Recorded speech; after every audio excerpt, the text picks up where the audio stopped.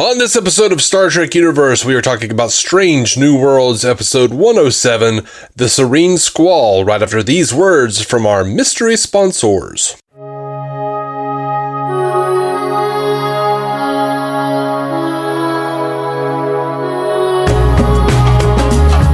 Welcome to Star Trek Universe, the podcast where you get to listen on two lifelong friends just chat about Star Trek a bit.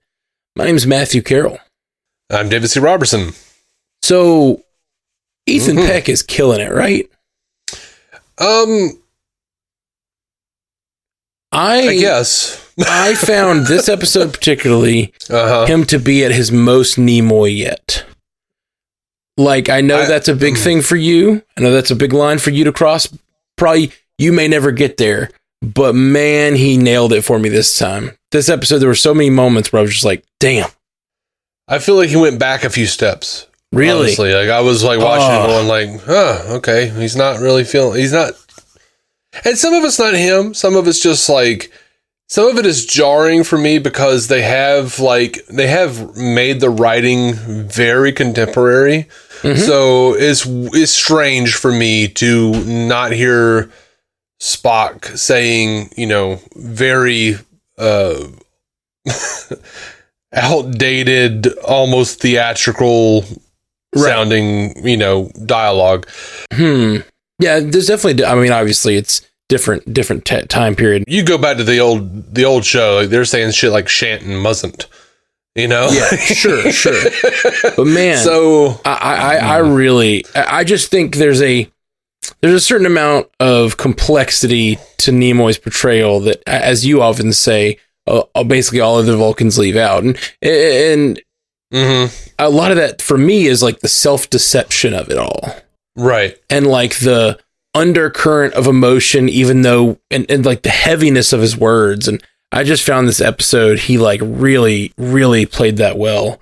Man, when he's talking to Pring and then goes at the end and he talks to Chaplet and he tells them both, "You know me well," when they've clearly mistaken everything he did. He is clearly not who either of them think he is, but he says, "You know me well," because they are assuming he's more logical than he is. You know what I mean? Yeah. I just thought that was a beautiful scene.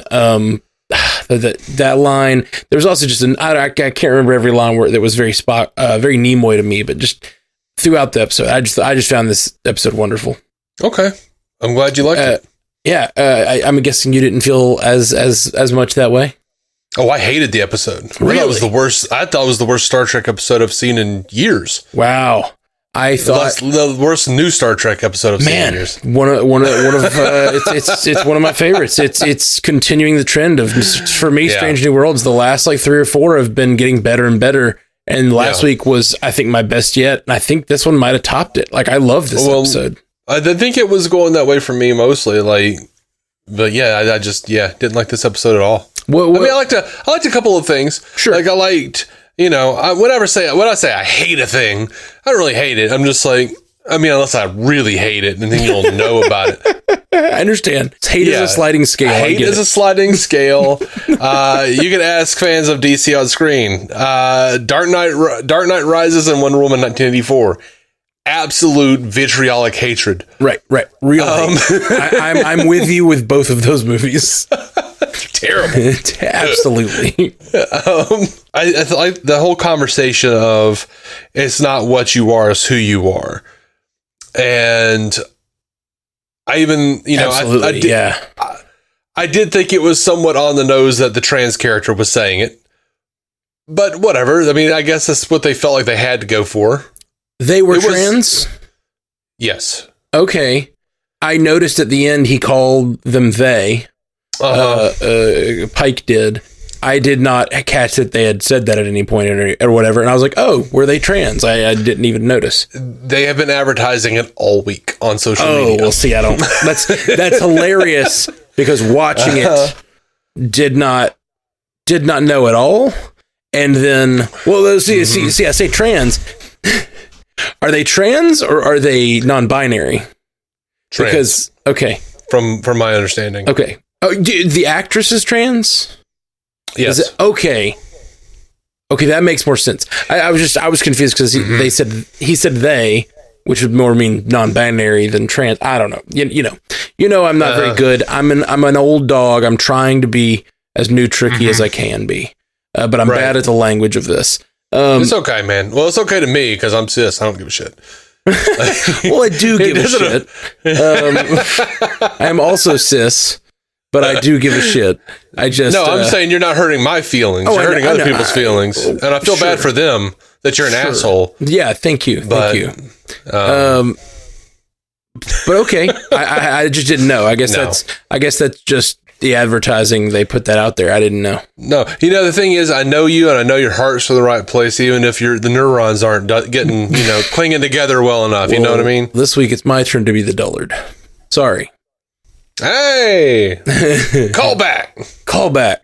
And I say this week, and the only reason I can make a callback is because we recorded that 24 hours ago. We're shitty hosts. We just had a busy week, man. We did. It's a hobby cast, and I love it. Yeah. Everybody give us lots of money. We don't even have a Patreon. I was like, everybody give us lots of money, and then we can do this for a living. And then A is like, we have not even set that up. No one can. Yeah. Okay, so I loved that character, Angel. Thought they were great. I loved the actress. I loved the performance. I absolutely loved it. I thought she was. If they're trans, I think that she's a she, but I don't know. Pike called them they. I don't know. Yeah. But she was also arguing. She was also through the entire episode. They were being called a she because she was pretending to be a different person. There's also that layer.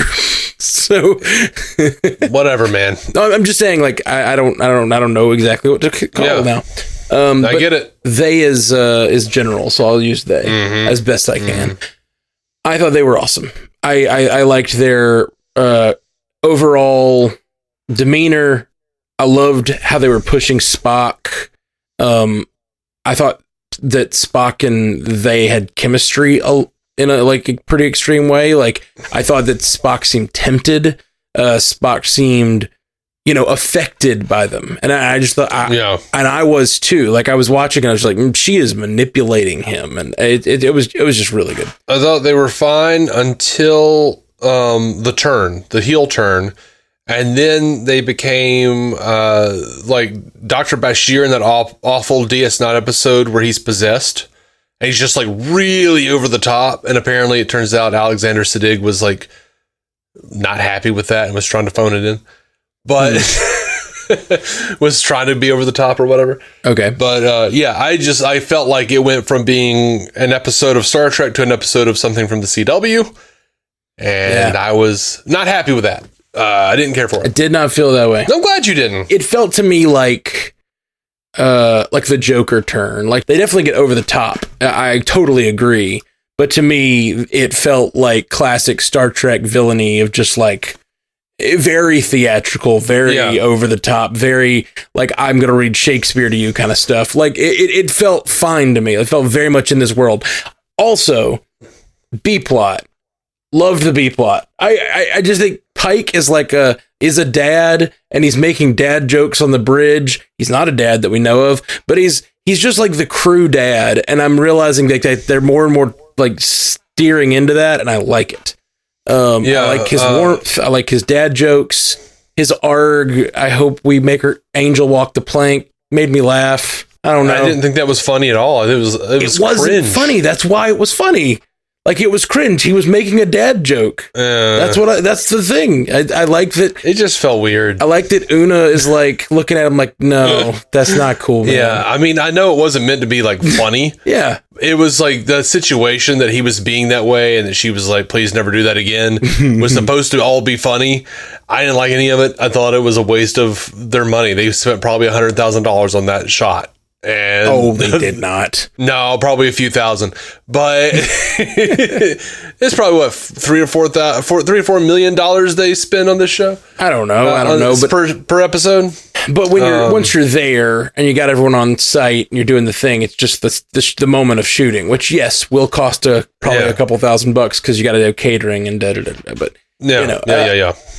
A lot of that cost is amortized into like sets and shit. So like the sets are built. The uniforms are there. The crew's been hired. They're just standing there. Yeah, that could have been an outtake for all. And they just that we needed a couple extra minutes. A couple of people have been mad that we've gotten below 40 minutes a few times. So let's throw in an extra minute of bullshit. Yeah, I didn't care for it. I liked it. Still don't care for Ortega's. I liked Ortega's. I liked your reaction to that. I really liked the Spock Chapel stuff. I really liked Chapel this episode. Yeah. Trying to veer into things I liked. Chapel was good. T'Pring was good. I think T'Pring's really pulling off a good Vulcan as well. I really like T'Pring as a Vulcan. Yeah. Just under the surface.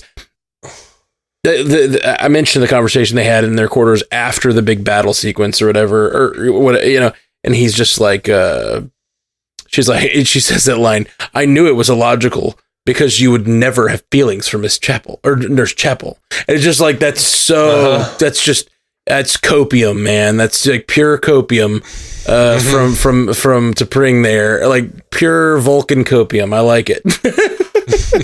He's like, yeah, no, of course. I didn't like that at all. You know me well.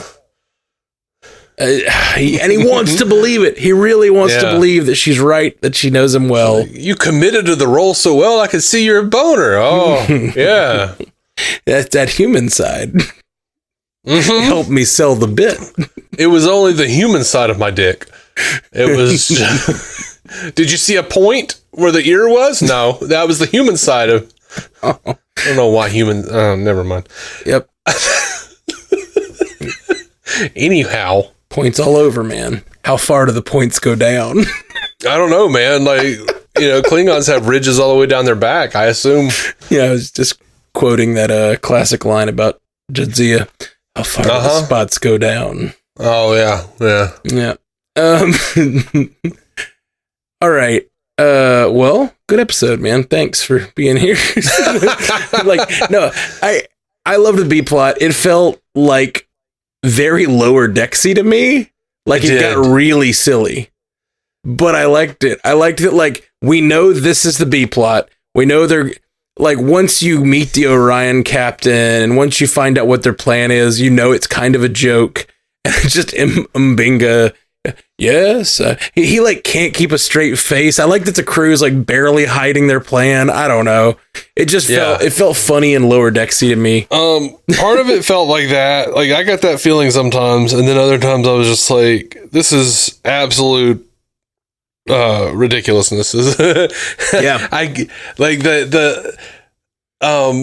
the okay, talking about over the top villains, this whatever he was, Orion guy who was like the fake captain, Rex or something like that. I can't remember. Pike is just like, I'll cook for you. Yeah. And he's like, okay. I was just like, I looked at Bethany. I said, that is absolutely stupid. That is completely stupid. And then like, I don't know. It's just it was so dumb. I felt like it was like they were making fun of me for watching the show. The show was making fun of me for watching the show. I disagree. That's the way it felt. I disagree wholeheartedly. I think it's silly, but like they sold it for me. I don't know. I liked it, man. It was silly. And yes, I totally agree that it is like a silly plot line and that it is ridiculous, but I don't know, man. Star Trek has this room for ridiculous that I have always enjoyed. I think that like we always joke about how Julian and O'Brien feel like they're on a different show, Yeah. For lots of reasons. Like, they're not as woke as the rest of the crew. They're just a little off. They're also just doing utterly ridiculous little exploits, you know? And like, I always liked that side of Star Trek from that. And then you go back to, original series, you get even more ridiculous, crazy 60s stuff. And I just, there's room for it. I just dig it. I mean, it depends on what it is. Like, there are elements of it that I don't like. That's why I'm torn, because while I hated the episode for the most part, and I just really thought it was stupid that this guy would be like, yes, Captain Pike, you could cook for me and I'll show you that I better cook. Okay. But I'm also like sitting there chuckling at Pike and number one in the cage going, works every time. Yeah. Like, that was fun. Alpha Braga 6, I think they said. Alpha Braga something 5. like that. Little Braga reference there. And then when they show up and start firing phasers and they've taken the ship, I chuckled with glee. Yeah. I was like, And when it cut back to them and they were like, we may have taken the bridge slightly prematurely. Yeah. That was so Lower Decks. Like, I don't know, man. Like, I like the sort of just fusion, and Strange New Worlds is kind of that way. It's like embracing the sort of silliness of old Star Trek and sort of where Lower Decks goes, which is even sillier. And then I don't know. Like I said, some of the old Star Trek is like goes very silly when you get whatever. Absolutely. Obviously we could name a lot of things. Yeah. It's funny because like when I voice any kind of displeasure with a specific thing on Star Trek, on new Star Trek, I've got like 4 or 5 people on Twitter who will message me and say, old Star Trek did that. And I'm like, yes. And I hated it there as well. I guess I just don't hate it. I don't hate the silliness. And maybe part of that is my like extreme love of the Orville right now.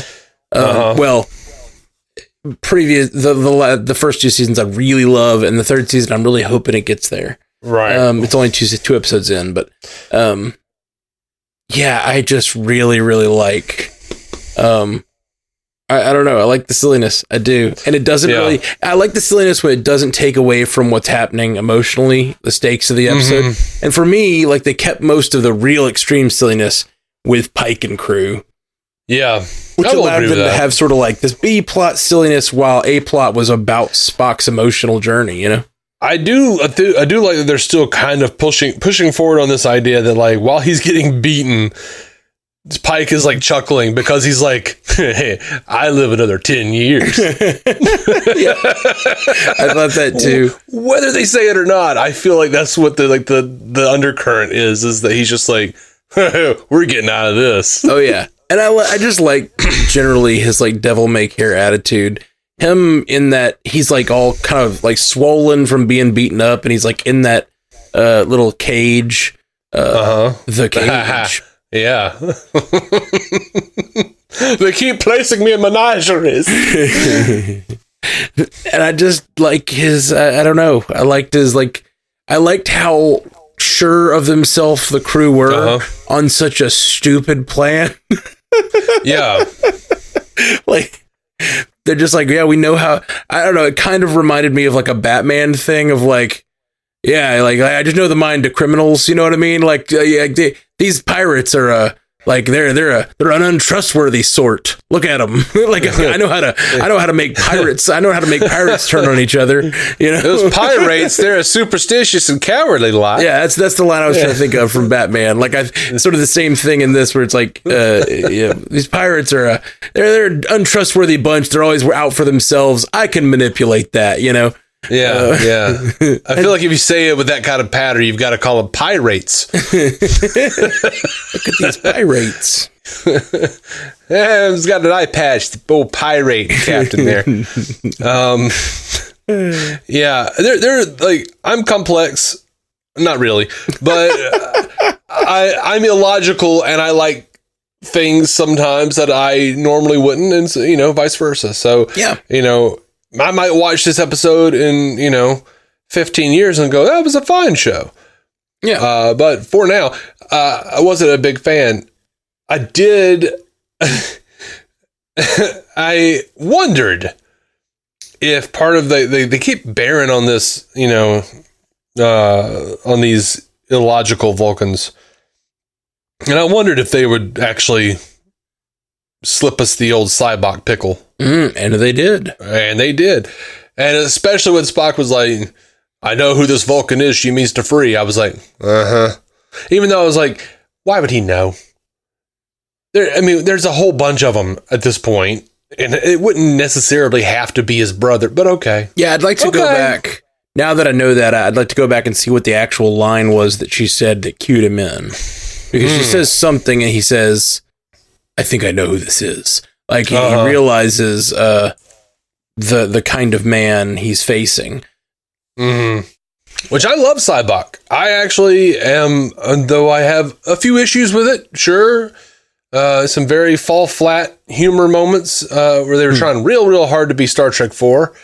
I do enjoy Star Trek 5, and I thought Cybok was a compelling villain, or antagonist, we'll call him. He wasn't really a villain. He wasn't a bad guy. He was just kind of an asshole who was a religious zealot, but he wasn't like one of those like bad Republican religious zealots. He was one of the worst religious zealots. I mean, not in the real world. There are much worse religious zealots. Yeah.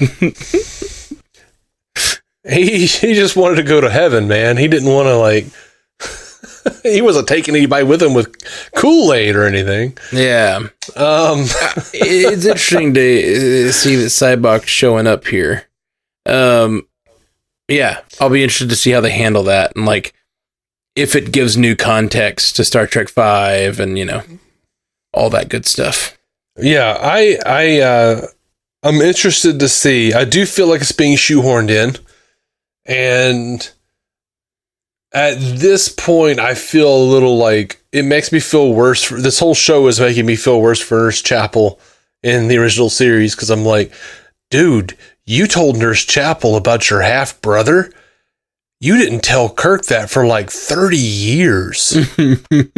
He was your best friend, but dude, you've been stringing her along all this time, haven't you, you dirty bastard? You green-blooded son of a bitch. No, man. He's honest. He would never do that. Yeah, he's an honest man. He didn't have that passion. No. That was, you know what? He sold it with the human side. I have a crush on Nurse Chapel from Strange New Worlds. Me too, buddy. You see all these dudes that she took out with her little hypo spray? She's a badass. She is. Raise one up for Nurse Chapel. I rose one up for the audio, for the audio listeners. I did. I raised my can. I know. And I went, I'm telling the audience who couldn't see me, because I apparently...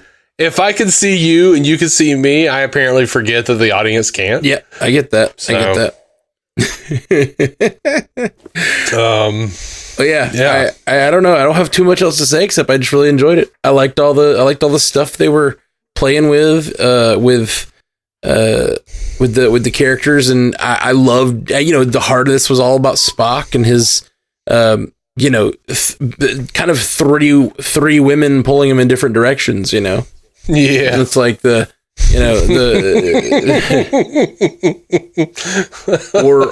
or people, because I don't know. I think they called her a woman the entire episode, and then he called her they. It's the only thing that's making it confusing. Oh no, I wasn't laughing at that. I was laughing at it just sounded really sexual. Yeah, Spock's got three women pulling him in different ways. I mean, it was very there was a lot of passion and sort of interest and sensuality to the way all three of them were treating Spock. It was like a little love square going on, a love triforce, if you will. Spock's the middle point of the triforce there. Right. All right. Yeah. It just sounds like a bad cartoon from the 80s. Triforce. It's the it's 90s, right? It was the 80s or 90s. It's the symbol from the Zelda, the Triforce. My God. It's Zelda. Oh, I don't. Zelda I never followed the Zelda. I didn't follow it closely, but I just know Triforce, and I might even have what the symbol looks like wrong. I was more of a Super Mario Brothers man myself. Mario. I do. I remember the song. Yeah. Swing your arms from side to side. Come on, it's time to go do the Mario. Definitely had that. Shape wrong. Triforce looks nothing like I thought it did. Okay. So I'm gonna go back and take that again and say a love flux capacitor. There we go. 3 points meets in the middle. That's what I was looking for. I'm sorry. I'm really sorry, but that sounds to me like a flux capacitor. There it is. He's stuck in the middle of a flux capacitor. I'm so sorry. I know you are. I had to. You had to, and you feel bad about it. I did. I do. You don't like that you participated, but you did, and it made it so much better. Pike with the pirates. With them pirates. Oh. Sadly, we beat Stu to the punch. There's no feedback. It hasn't been out long enough. Oh, right. So I apologize, Stu. We'll get you next week. Yeah, we'll get you next week, bud. We'll give you the old reach around next week. Send us in 2, and we'll do our best. All right. I just don't even know why reach around was needed in there. I was trying to understand what it even meant in that context. I know, me too. But it felt right. Did it? And sometimes you have to, consider not what you are, but who you are. It's true. You know who you are. Reach around felt right. Metaphorically speaking, of course. Oh, man. What was I going to say? There's one more thing that I was going to say about this episode. Oh, no, it wasn't about this episode. Have you seen last night's Miss Marvel yet? No. Okay. I haven't. I thought I was going to. And well, then I won't try to spoil it. I'll let you see if you notice a little thing that I noticed. And we'll talk about it later. Is it the same little thing that T'Pring noticed?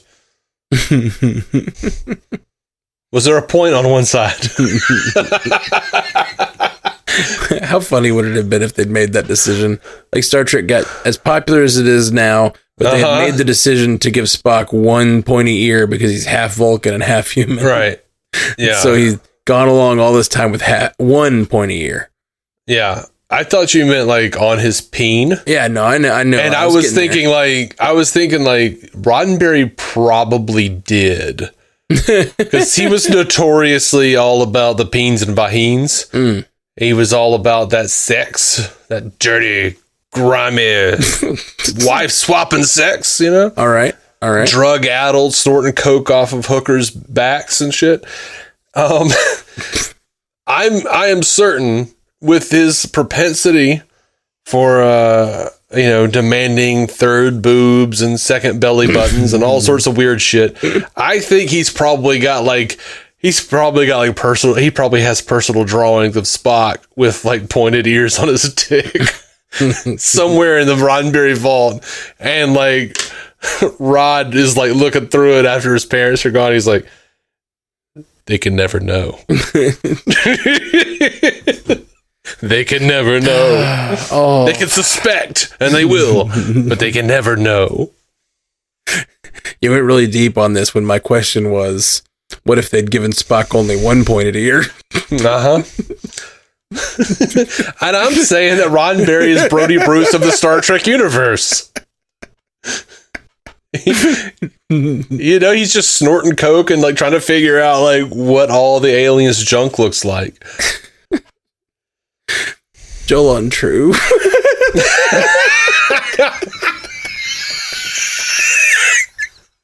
Live long and prosper.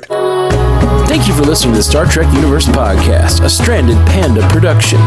If you'd like to hear more from David C. Robertson, check out the DC On Screen podcast or maladjusted.tv for his web videos. If you'd like to hear more from Matthew Carroll, check out the Marvel Cinematic Universe podcast or listen to his music. Just search for Matthew Carroll anywhere you get music.